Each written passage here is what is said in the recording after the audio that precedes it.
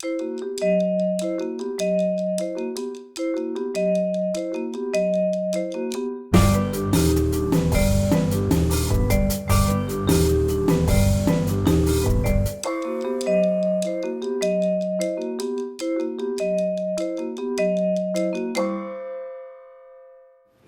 did the re-release of Investigation come about? Why did you decide to release Cittadino? What struck you the first time you saw it? Well, you know, one of the things that we always talk about when we talk about Criterion is sort of what our mission is, and it's to preserve film and to present it in editions that are beautiful, both on screen and in your home situations. And so when Stefano talks about La Grande Bellezza, that was our sister company, Janus Films, and many of you who went to see the film probably saw the Janus Films logo, and many times you've probably seen the Janus Films logo. Recently, a couple of weeks ago, Il Sorpasso was playing at Film Forum, and that's also a Janus Films release, and Antonio has been, it's not out yet, but we have preview copies. So, Yes. yes, at the end of the month, it will be here, 28th maybe? It's a Monday. And we're always trying to expand the collection, and in this case, I think many of you have probably seen Investigation of a Citizen Above Suspicion, but Elio Petri is, for all intents and purposes, an unknown filmmaker in the U.S. And you know, had more favor in Italy, but Europe. He's France also. Right, and he's a bit of an inconsistent filmmaker. He's a genre jumper. He has similar themes, but he makes science fiction, and he does all sorts of different types of genres. But this film was an Academy Award-winning film. It won the Oscar in 1970 for Best Foreign Film, and in that sense, it has some sort of international American prestige. Criterion works with a lot of great film companies in the States, the 20th Century Fox, Columbia Pictures, Warner Brothers, and we have great friends at Columbia Pictures, and one of the things that they're interested, or one of the things that they recognize in us, is our ability to give new life to films that have become unknown in the last however many years, decades. And in this case, Grover Crisp, who runs their restoration department, I give them full credit for this beautiful restoration that I hope you can see. It was a film that he took upon himself to restore and came to us and said, are you interested in doing this? And it's not just a magnificent film, but it's a filmmaker who's just unknown. So it was an opportunity for us to explore that. And you know, we have a dozen or so Italian directors within the Criterion Collection, but there are so many more that deserve to be, and he's one of the people that deserve to be. So that's how that decision came about.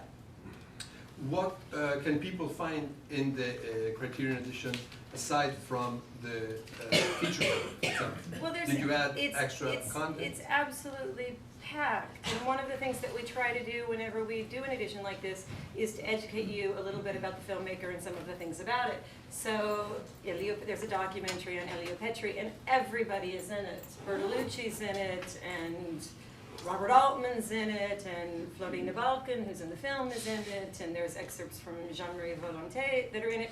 So it's a bit about his whole entire career. Unfortunately, it's really hard to find these films, so if you watch the documentary and you go looking for these films, I'm not sure that you're going to find them, but you'll learn a little bit about the ideology of this man, which I'm sure Antonio and David will speak about at some length, and his kind of mission for filmmaking. I mean, one of the things that he was very interested in doing was making commercially viable political films so that mainstream audiences would go to see them. So you'll learn a little bit about the kind of filmmaker he was. There's also a documentary about Jean-Marie Volonté, who is a very important actor in Italy, not so much known here. He's known more, I think, for Fistful of Dollars, and for a few dollars more as the bad guy opposite Clint Eastwood in those films.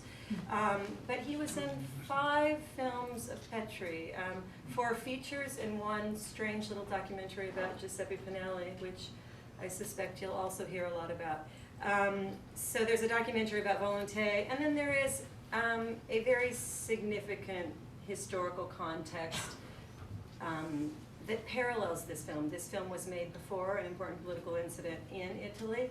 It had finished its production before this event, but it came out right after the event. So viewers couldn't help but read this film as a direct retelling or look at that particular incident in Italy. So you'll find all of that that will help you kind of give context to the film and the filmmakers and some of the participants in it. Thank you very much, Kim. Kim just got back from Buenos Aires. So if you think your evening is adventurous because the projector is not working, think about her. I got back this morning, but I am a little. I'm gonna stay and listen to a little bit of this because I can't wait. Thank you very much, Kim.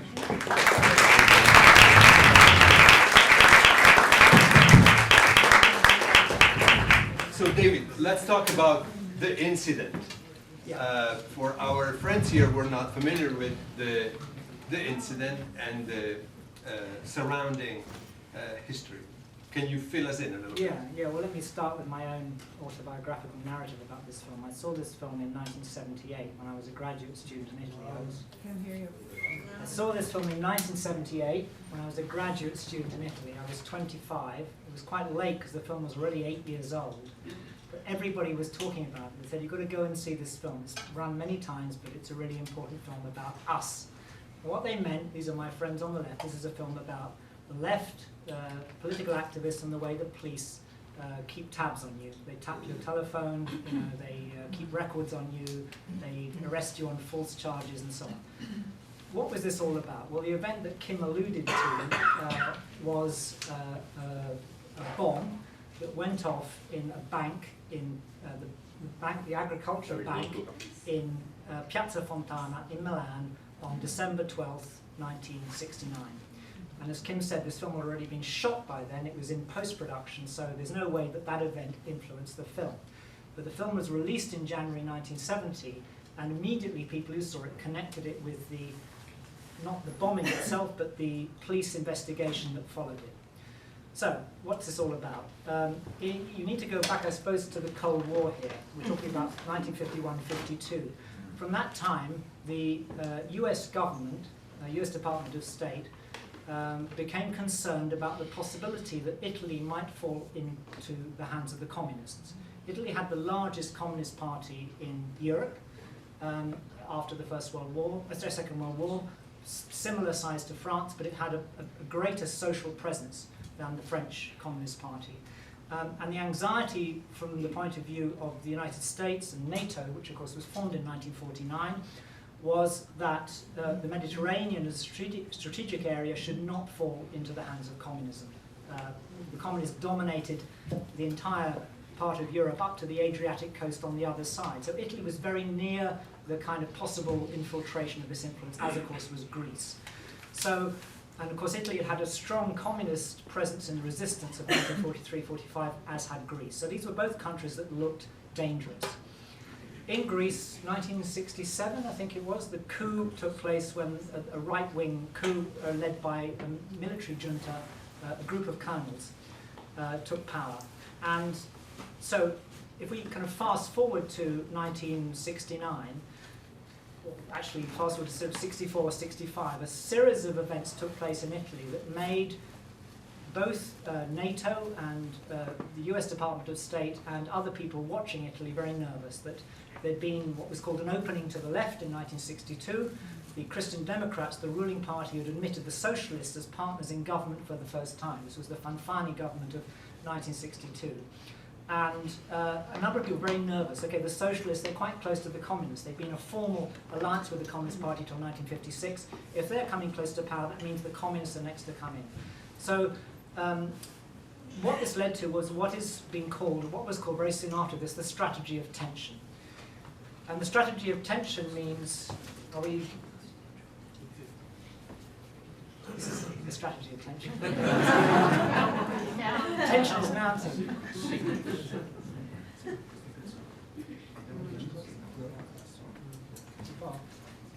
I think you can probably hear me better now. Good. So I just taught a class and my voice is going, so it's good to have a microphone. The strategy of tension meant that the secret services, some people high up in the government, people in the military apparatus would organize the planting of a bomb with civilian victims. In other words, they would stage a terrorist act, and that act would then be pinned on the left. Not the communists, but the anarchists, who were safely outside the area of government. The communists, of course, had positions in particularly local and regional government, so you couldn't really implicate them. But you had to implicate the far left. So the Piazza Fontana bomb went off on the 12th of December 1969. It killed 14 people immediately. 3 died later in hospital. It injured about 85 people. It was the worst at that stage of the terrorist attacks there had been in Italy. There were worse to come. As you probably know, the bomb that went off in the rail station of Bologna on August 2nd, 1980 killed 85 people, and it was a much more serious event. So this cycle of violence went on from December 69 till August 1980, when it more or less ended. There were some smaller attacks after that. And this whole period from 69 to 1980 has been called in Italy, it's come to be known as gli anni di piombo, the years of lead. That's a complicated mistranslation of a film by Margherita von Trotter anyway, but that's the term by which it's become known. These are the years of terrorism, so-called red terrorism perpetrated by people who belong to armed left-wing groups with a broadly Leninist ideology, and right-wing terrorism. And the main difference was that most of the terrorism from the right, from the fascists, involved the use of bombs with indiscriminate civilian targets, and most of the left-wing terrorism was targeted against individuals. But it was often quite hard to make a distinction between them. So when this bomb went off, the very same day, December 12th, a man called Giuseppe Pinelli, who was an anarchist, was arrested, and he was taken into questioning in the police station in Milan.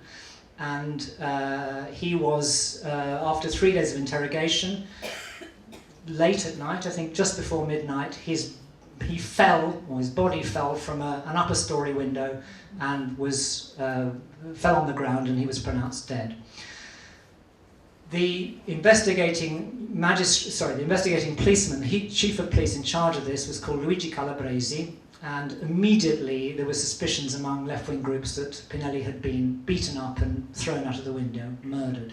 And this created a huge kind of protest on the left. Dario Fo's play Accidental Death of an Anarchist, which was written and produced in 1970, is the most famous example of this.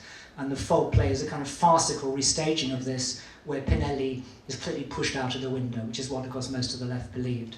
Elio Petri made a documentary film about this, in which the very same actor you see playing the police inspector, Gian Maria Volonté, declares his true credentials as a left activist, and he speaks to a microphone, and they restage 3 possible hypotheses about the Pinelli death. But the point is that it was widely believed. It doesn't really matter, I think, for our purposes what the truth is, because the truth has never really been clearly established about Pinelli's death. Yeah. The truth was never established even in the strategy of tension. It's just a theory.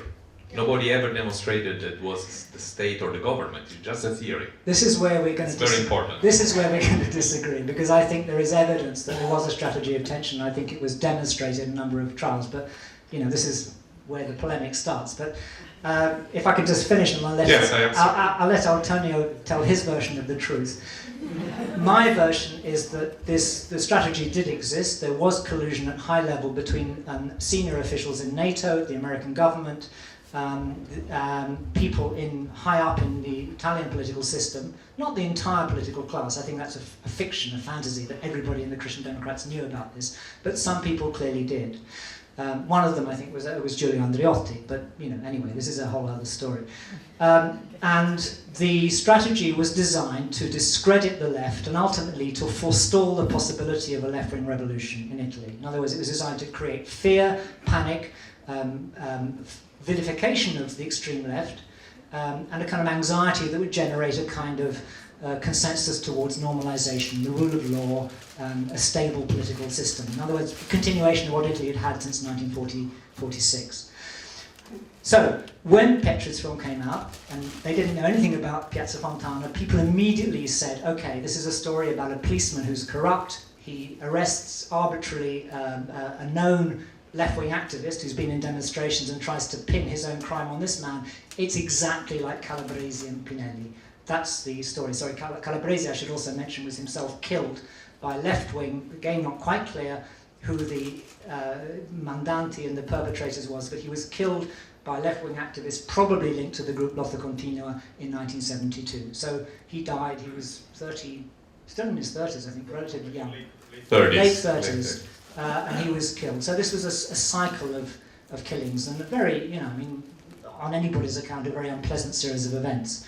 I think the issue here, from the point of the film, is not so much what happened in reality, but the fact that the impact of the film was hugely affected by the wave of discussion of the Piazza Fontana and the Pinelli case. Thank you, David. I admire your ability to synthesize such a complicated series of historical facts within the larger historical context. Of course, when it comes to strategia della tensione, we can say the jury is still out, or we can talk about an historical truth and a juridical truth. And of course, these two are, especially when it comes to Italian history, the two things couldn't be more distinct and separate. I don't know whether if we subscribe to this idea that there is an historical truth and that there is a juridical truth, would somehow bring to an agreement in the interpretation that Antonio and David have. I believe David is referring to the historical findings of most historians, and Antonio is probably referring to the... And also magistrates. To final verdicts in the third level of judgment, that is what the Italian juridical system has. So first of all, I would like not to transform this into a political session, because we want to talk about the film, but since we mentioned strategia della tensione, Professor Forgacs before mentioned nicely, and I thank him, my truth. Actually, I don't have a truth, I stated the facts.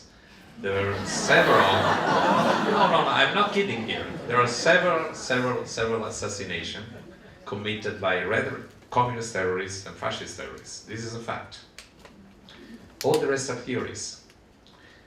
Communists and fascists were arrested, sent to jail, 3 levels of judgment, and this is a fact. The fact that either government people or even Gerald and Andreotti were involved is just a theory. There was not even a trial regarding Andreotti committed to the strategia della tensione or strategy of tension. That's why I say I stated the facts. Yes, a lot of both leftists and fascists or neo-fascists think and did think that the secret agents, the CISD, CISMI, and the government people were involved, putting bonds in order to denigrate or delegitimize the leftists and even the fascists. This is true. But nothing was ever demonstrated. Regarding, instead of Pinelli, it is true, and I congratulate for he explained very well the particular and tragic moment of Italian history, that the film was shot before il 12 novembre, I don't remember the date, December 12 or 1969. But it's also a fact that il commissario Calabresi, Luigi Calabresi, was later killed as a consequence of the Pinelli death. Nobody knows today what happened to Pinelli. 90% of the listeners think he was assassinated, and most of them think that Calabresi was somehow involved. Although a judge, a former communist judge, Gerardo D'Ambrosio, who died 2 days ago, acquitted. He dies in his bed. Acquitted his political enemy Calabresi for being the responsible of that. Nobody knows what happened that night. Yes. Can I just say one more thing? Yeah. I think it's to be clear. I don't want to be positioned as the kind of extreme left with a kind of fantasy political theory. There are certain facts that we know. One is that Calabresi was not in the room when Pinelli That's why he was fell out of the window. Yeah. He was not there, and that was well established by all witnesses, including his own testimony. So he cannot have been the material agent of the death of Pinelli. However, the far left, widely believed that he was morally responsible, and there was a campaign to get him, which I think was probably, can be said, was highly unfair to Calabresi. More than unfair, was criminal. And judicially problematic, right? No, so I would not for a minute condone the killing of Calabresi. Absolutely. What do you mean by judicially problematic? Well, because, I mean the people Can made... I go back to the movies? I don't mean talking about court. People made judgments about Calabresi's responsibility not well founded. In fact, they were incorrect. And there was a campaign on the left. There was a petition to impugn Calabresi, signed by a number of prominent intellectuals who should not have done that because they didn't have the evidence to do it. very important and distinguished intellectual signed that petition, and there is no proof. However, it started a strong campaign against Calabresi, who led to the killing of Calabresi himself a couple of years later. Why I'm mentioning this? Because although the film was made before Pinelli's death, the commissar, played by Gian Maria Volonté, is clearly inspired by Calabresi. The way he talks, the way his hair are combed, is I don't know, a reference to Calabresi as in the eyes of the director, Elio Petri, and the screenwriter Ugo Pirro, the typical fascist cop. And now we'll go to the movies, to the movie. I think that Professor Forgacs, Kim, and I disagree on this. My point is, and of course I want to hear their opinion, is that it's very important, and I thank Criterion for releasing this film because it's an interesting, important film of that era, and it's clearly made by a hugely gifted filmmaker, very uneven. He never made a film so interesting, so powerful. But the ideology of the film is not only dated, but in my opinion, obtuse. When I say dated, I don't say dated today. I say dated even for its time, its own time. 2 years earlier,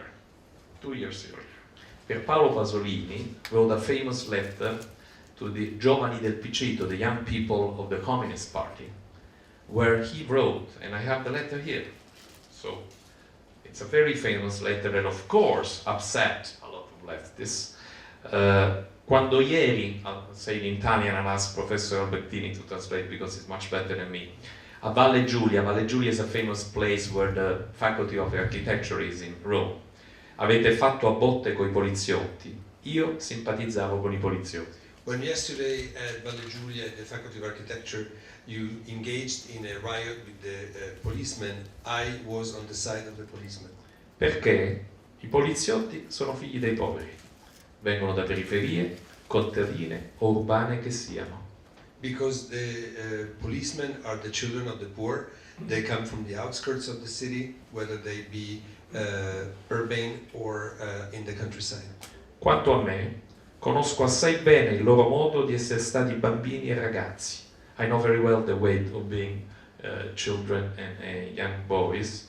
Le preziose 1000 lire, il padre è rimasto ragazzo anche lui a causa della miseria che non dà autorità. I know the value of the 1,000 lire. I know what it means to have a father that remains a boy because poverty doesn't grant authority. And then it keeps going on saying that a young revolutionary, a true revolutionary, should be on the side of the cops.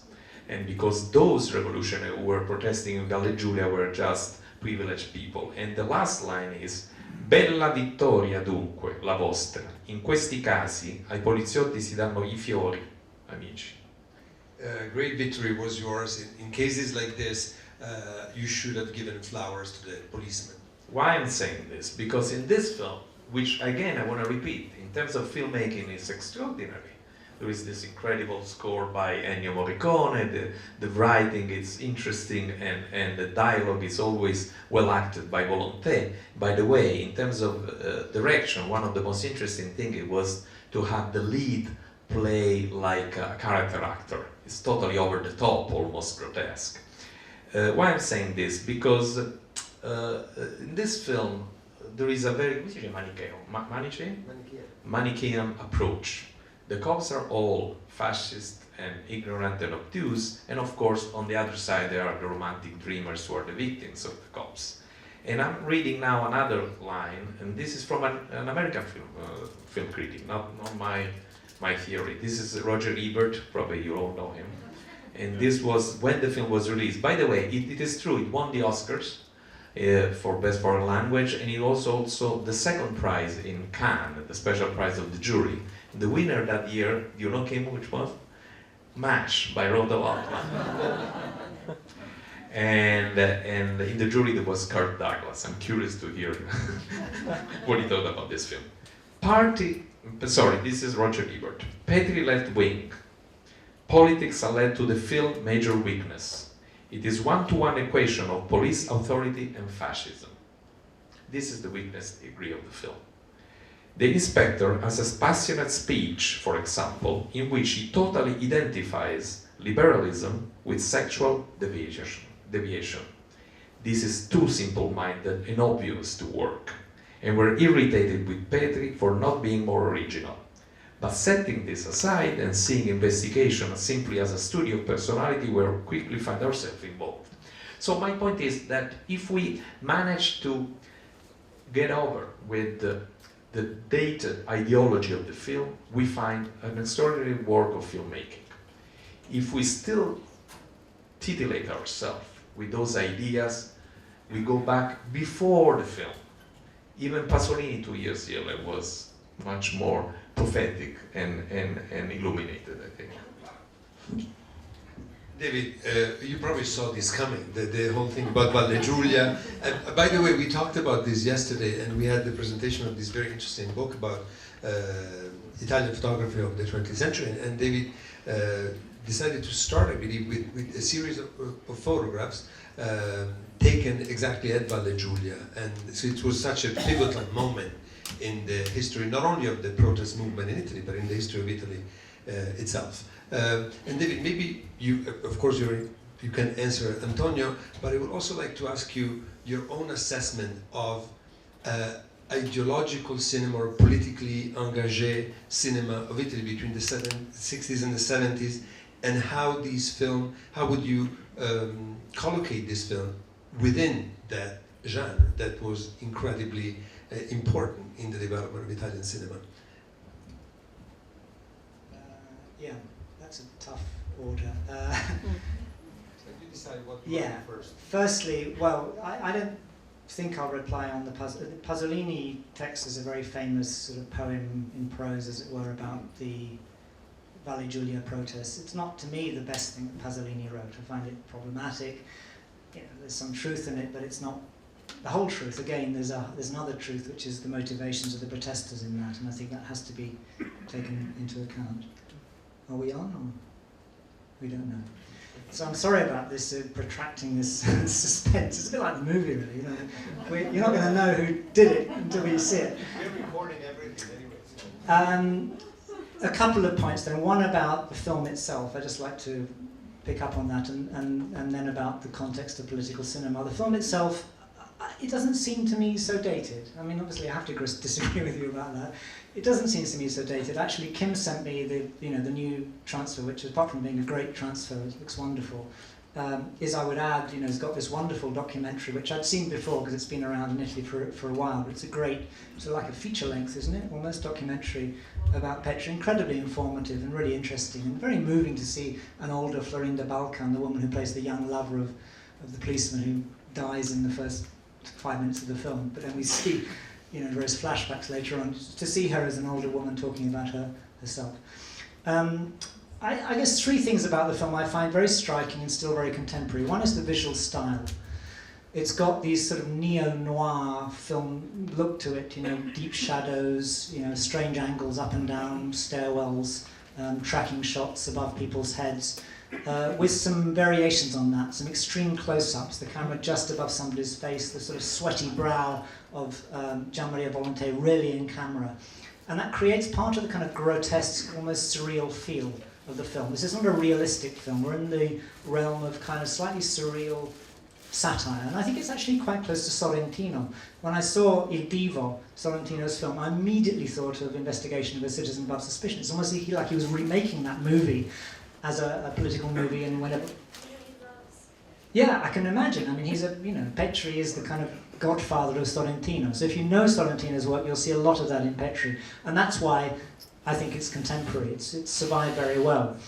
The second thing is the very interesting narrative construction of this film. It's got an unusual narrative structure without giving anything away, because the film doesn't give anything away. You see the murder in the first few minutes of the film. You see the murderer and the victim. So there's no question of who did it. The real narrative interest in the film is, why did he do it? Why did the police inspector, the chief of the homicide squad, commit a murder and leave traces that would make clear that he would be found. That's the mystery for the viewer. And the film is then constructed as a series of flashbacks as well as real-time episodes which allow you to piece together the motivations of this character. And the third thing that I think is interesting, and I think this comes across very well actually in the booklet essay written, I can't remember by who now, but there's a nice little essay written in the booklet, the quality of Gian Maria Volonté's acting. He's just wonderful in this film. You know, okay, he plays the bad guy in Fistful of Dollars and For a Few Dollars More, and you know, he's pretty good in that. But what he plays here has an extraordinary range. And in fact, I think just since Antonio quoted Roger Ebert's review of 1970, I thought I'd quote another review, which is the one from the New York Times of, it was released here in New York in December 1970, so, you know, 10, 11 months after it was first released in Italy. And this is Vincent Camby, and he talks about Gian Maria Volonté's acting. And I know you haven't seen the film yet, and I hope we're still going to see it, but this is exactly, I think, a description of how Volonté acts. He says, Mr. Volonté has the cruel upper lip and the heavily lidded eye of the young Laurence Olivier. And he has the manic energy of the early James Cagney, even down to the almost choreographed way in which he walks. 1 minute he's noisy and arrogant, the next he's obsequious and sly. When he talks to a subordinate, he fondles the back of the other man's neck, although the thought of someone doing that to him would probably make him literally ill.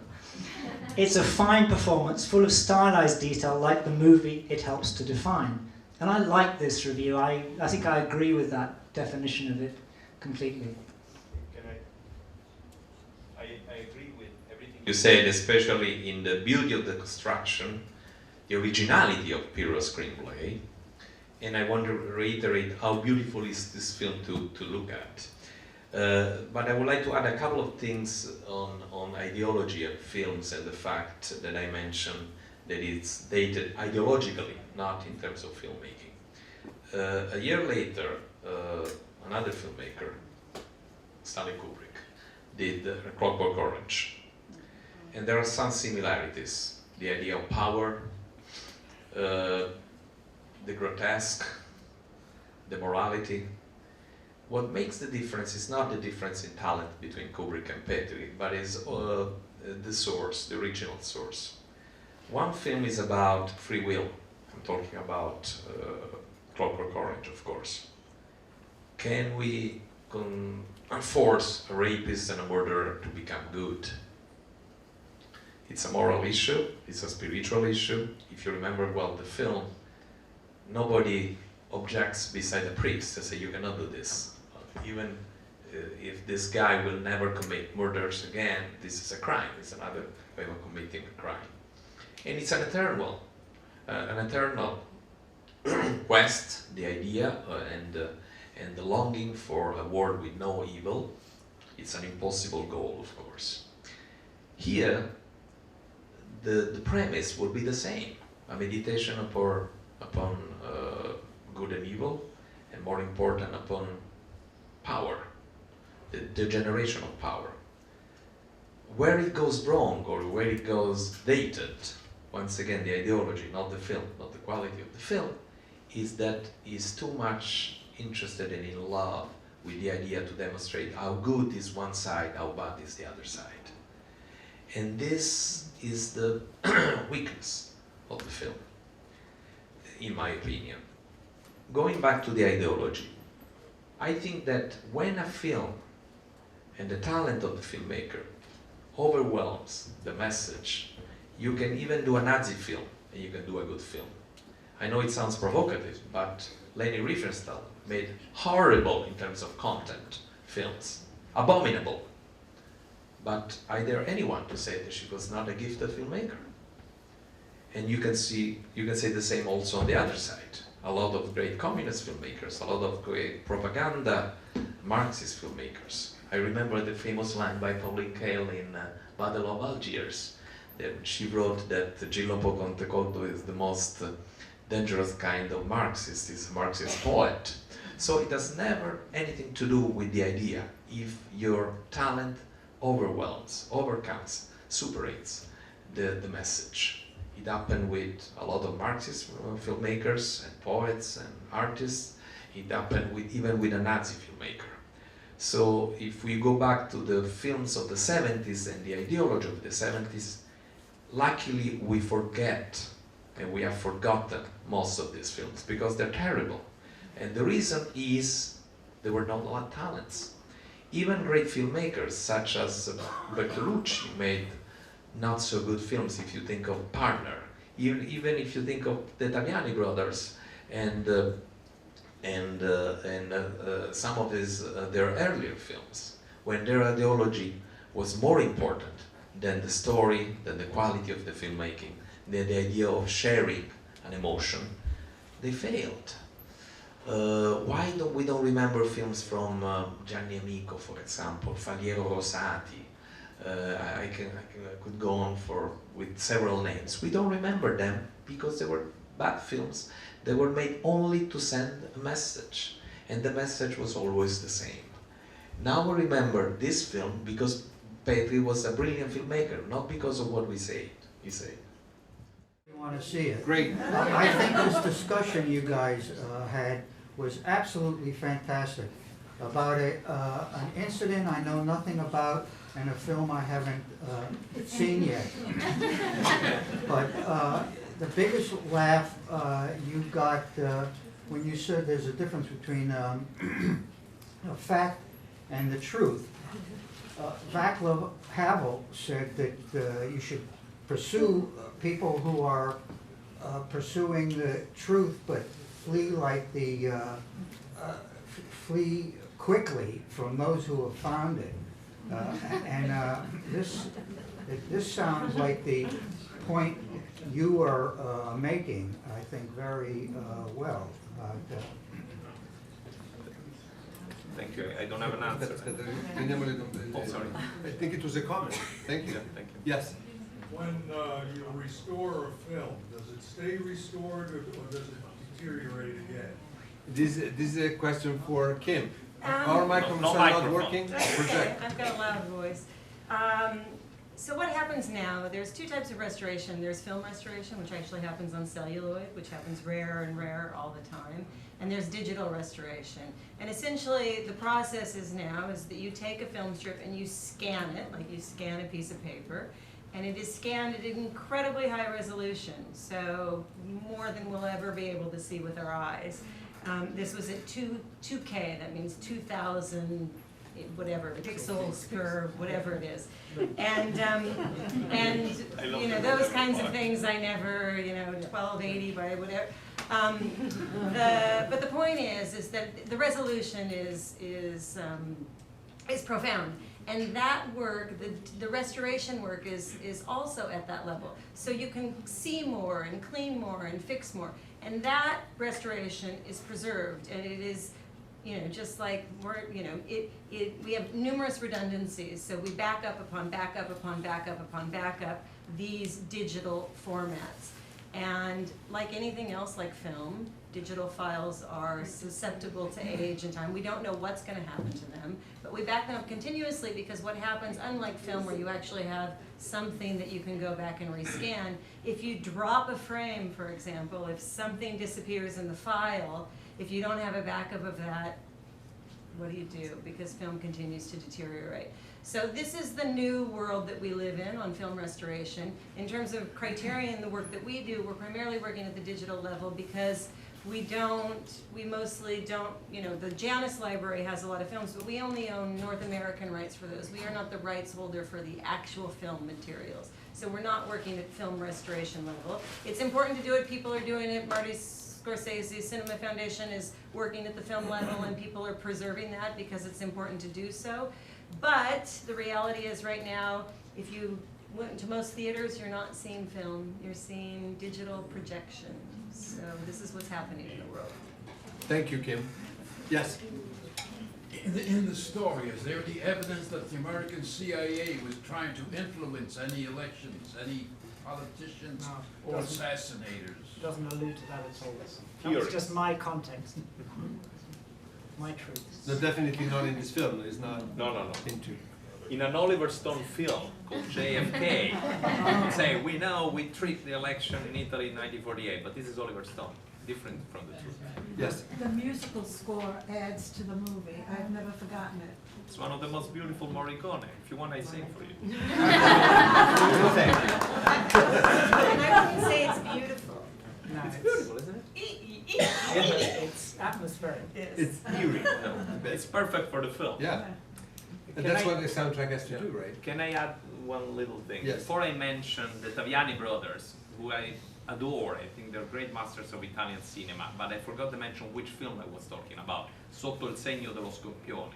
If you see that film, and if you compare that, which is totally ideological, if you compare that film to La notte di San Lorenzo, The Night of the Shooting Star, Chaos, or any other, Padre Padrone, or even Fiorile, you see what is the difference between an ideological film and a film where the directors are freed by their ideology. And the same with Partner by Bertolucci and Last Tango in Paris, or The Conformists, or the great works that he did. Any other questions?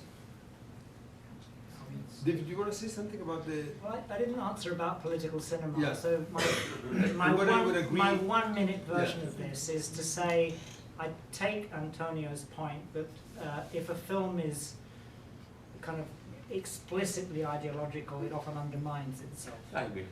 And in fact, one of the debates in the period this film was made about was about how to make a political movie. And in fact, one of the objections made to this film by critics on the far left, the most famous was Goffredo Forfi, who was... Goffredo Forfi was the, I suppose, the kind of doyen of left-wing film criticism. He hated everything, pretty much. Especially for Lee. But he said he disliked this film because he said it's using a sort of popular narrative medium to make a political point. And he wanted film to be revolutionary in its form and not just in its content, broadly speaking, and also revolutionary in working outside the dominant structures of commercial film production rather than within them. So this film was doubly damned by being entertaining and made within mainstream commercial distribution. However, I think it can be said that quite a lot of filmmakers around this time were trying to combine politics with entertainment, to make these thrillers very stylish, brilliantly narratively constructed. If you've seen Salvatore Giuliano by Francesco Rosi, The Conformist by Bertolucci, made almost exactly the same time as this. They shot it at the end of '69, it was released in 1970. It's almost exactly the same period. It's a film about fascism, but it's a film made from the left. It's a political kind of reassessment of fascism by a young pro-communist director. So there's this issue about style, content, and form. And I think that, you know, all the good political films for me of this period are ones which are challenging as narratives. Costa Gavras' film Z, which is about the assassination of Lambrakis in Greece in 1963, made the year before this, 1969, probably ranks to me with this as one of the great political movies in the 1960s, is also a kind of whodunit, a challenge at the narrative level. So that's what it seems to me makes these films, you know, escape from the kind of the category of damned, straightforward ideology. They're challenging as narratives, they make us think. Can we add that Z is written by an Italian screenwriter, Salinas? Yes, Franco Solinas, the same one who wrote Battle of Algiers. Which of course is another great film, 1966. And also narratively very good. Well, I think we were not able to show you the movie, but I think we were able to give you a great discussion, a great introduction. And for this, I thank my colleague, David Forgacs, Antonio Monda, and Kim Hendrickson of the Criterion Collection.